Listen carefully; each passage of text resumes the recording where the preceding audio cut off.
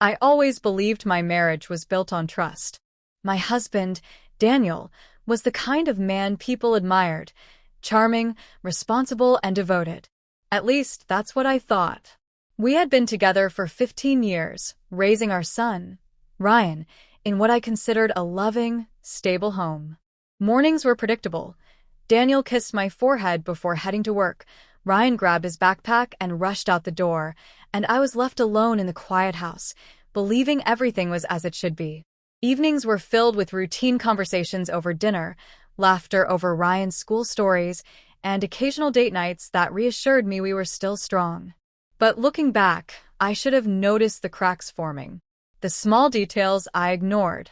The late nights at the office, the hushed phone calls, the moments when Daniel seemed lost in thought even when he was sitting beside me. It wasn't drastic, just subtle enough to dismiss. Ryan had been acting differently too. He had always been an open book, but lately, he was more withdrawn. His answers became shorter, his time in his room longer. At first, I assumed it was just teenage behavior, a phase that would pass. Maybe school was stressful. Maybe he was dealing with something personal. I didn't push. Then, one night, I woke up to find Daniel wasn't in bed. The clock read 2:13 a.m. It wasn't unusual for him to stay up late sometimes, watching TV or finishing up work emails. But when I got up and searched the house, he was nowhere. His car was still in the driveway, his phone on the kitchen counter. Confused, I checked Ryan's room. The door was closed, but there was a faint light shining from underneath. I hesitated, not wanting to invade his space, but something in my gut felt wrong.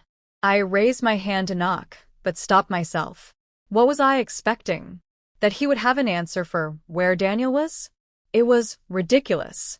I shook off the paranoia and went back to bed, convincing myself that I was just overthinking things. The following weeks only added to my unease. Daniel became more distant, more absent.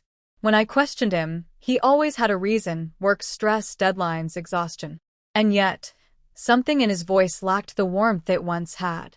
One Saturday, while folding laundry, I picked up Daniel's shirt and inhaled the scent instinctively. But it wasn't his usual cologne. It was floral, soft, feminine. My heart clenched, but I forced myself to be rational. Maybe he brushed against someone at work. Maybe it was from the dry cleaner.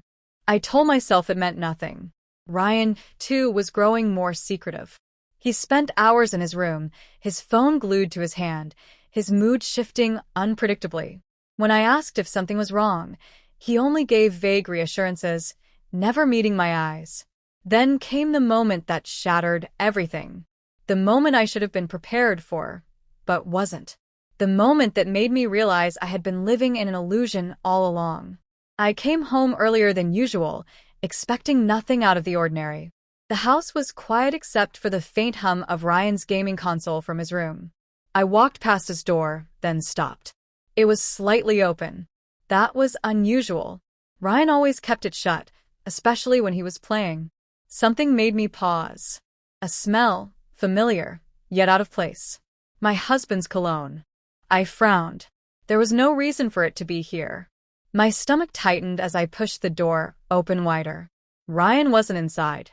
His chair was empty, his bed unmade, his phone charging on the desk. And then I saw it. A piece of fabric draped over his desk chair. A woman's scarf. Expensive, perfume lingering in its soft folds. I picked it up, my fingers trembling. It wasn't mine. My pulse pounded as I scanned the room. The closet door was slightly ajar. I pulled it open. Clothes, shoes, everything as it should be. But on the top shelf, barely hidden beneath a hoodie, was something that shouldn't be there. Daniel's watch. A gift I had given him on our anniversary. He never took it off. I had noticed it missing a few days ago and asked him about it. He had brushed it off, saying he left it at work. But it wasn't at work.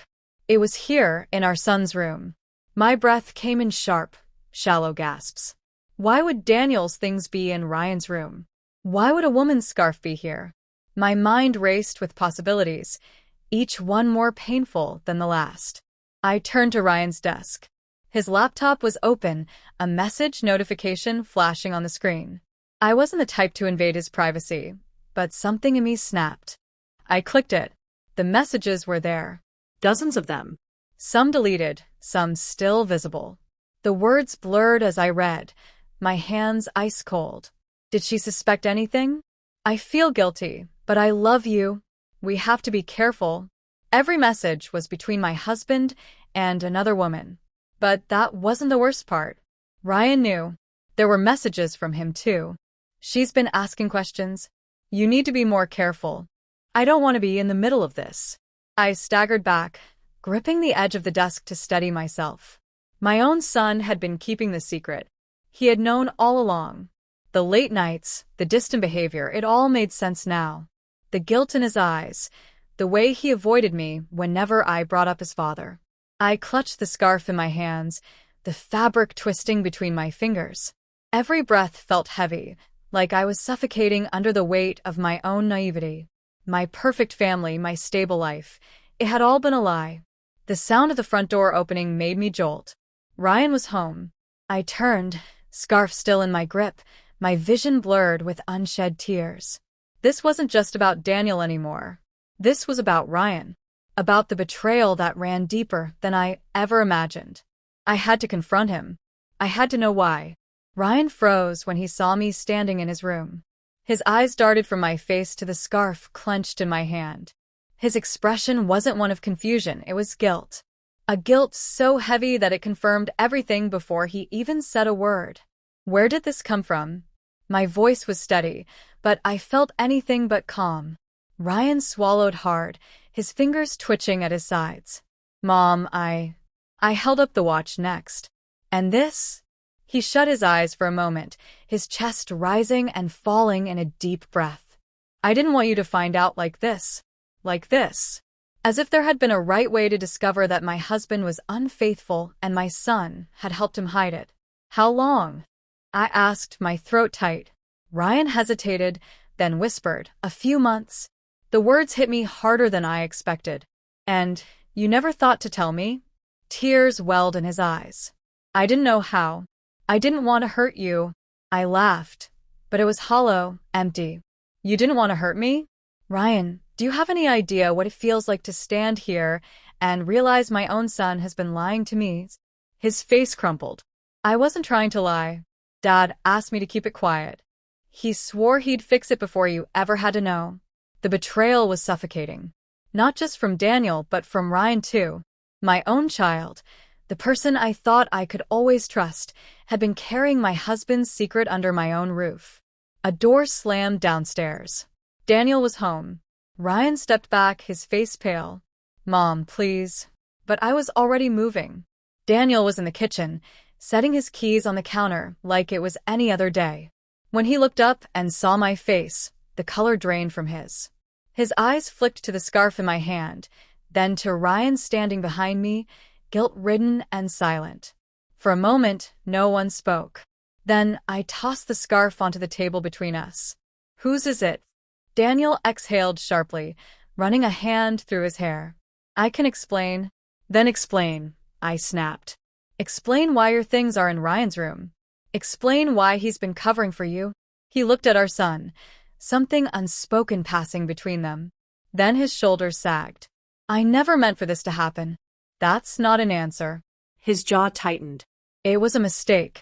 A mistake. I scoffed. You don't accidentally cheat for months, Daniel. You don't accidentally turn our son into your accomplice. Ryan shifted uncomfortably, but I couldn't look at him. My anger was focused on the man I had trusted for years, the man standing in front of me, caught and desperate. Who is she? My voice was eerily calm now. Daniel hesitated, then murmured a name I didn't recognize. That almost made it worse. She wasn't someone I had suspected, someone I had worried about. She was a complete stranger, a hidden part of his life that he had carefully kept from me. I nodded slowly, letting it sink in. Do you love her? His silence was deafening. My chest ached, but I refused to let him see me break. I don't care what happens next for you. But I know exactly what happens next for me. Ryan whispered, Mom, please don't. I turned to him, my voice soft but firm. I love you, Ryan. But you should have told me. He wiped at his face, silent. I looked back at Daniel, my decision already made. I deserve better than this. And I meant it. I didn't sleep that night. I lay in bed, staring at the ceiling, replaying everything over and over. The lies, the deception, the way my own son had been forced into silence. The man beside me, the one I had trusted with my heart, was nothing more than a stranger now. Daniel tried to talk. He sat on the edge of the bed, his hands clasped together, searching for the right words. But there weren't any. "I don't want to lose you," he finally said. I turned my head toward him, studying his face. There was regret in his eyes, but regret wasn't enough. Regret didn't erase the months of betrayal. It didn't change the fact that I had spent years believing in something that had never truly existed. "You already lost me," I said quietly. For the first time, something in him cracked. He ran a hand down his face, exhaling sharply.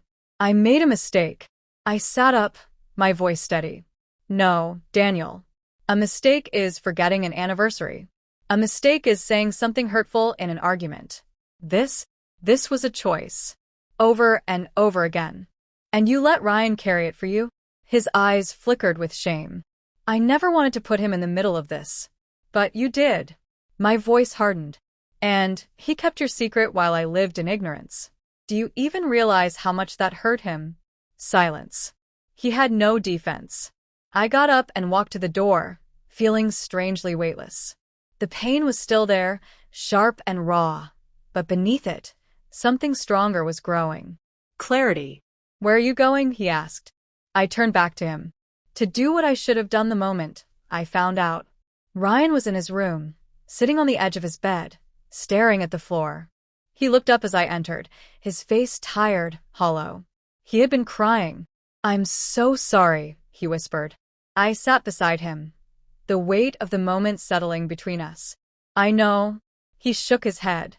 "I didn't want to keep it from you. But Dad, he said he'd fix it. I thought if I stayed quiet, everything would go back to normal." I took his hand, squeezing it gently. "Ryan, normal wasn't real. I wish you had told me. But I also know how hard this must have been for you." His lip trembled. "I just didn't want to break our family." I swallowed the lump in my throat. "It was already broken, sweetheart. You were just the only one who knew it." Tears rolled down his cheeks, and I wrapped my arms around him. He sobbed into my shoulder, years of fear and guilt spilling out at once. We sat like that for a long time. When he finally pulled away, his voice was small. "What happens now?" I had already made my decision. "I'm leaving him." Ryan's eyes widened, and for a moment, I saw the little boy he used to be, the one who had once believed his parents would always be together. "I know this is hard," I said softly, "but staying would be worse. I can't live a lie. And neither can you." He sniffed, nodding slowly. "Are we going to be okay?" I smiled through my tears. Yes. "We are." The next morning, I packed my bags. Daniel didn't fight me. He stood in the doorway, watching as I gathered my things, his face unreadable. Maybe he thought I would change my mind. Maybe he still didn't believe I was strong enough to walk away. But he was wrong. Ryan and I left that house together. I didn't know exactly what the future looked like, but for the first time in a long time, I knew one thing for sure. We were finally free.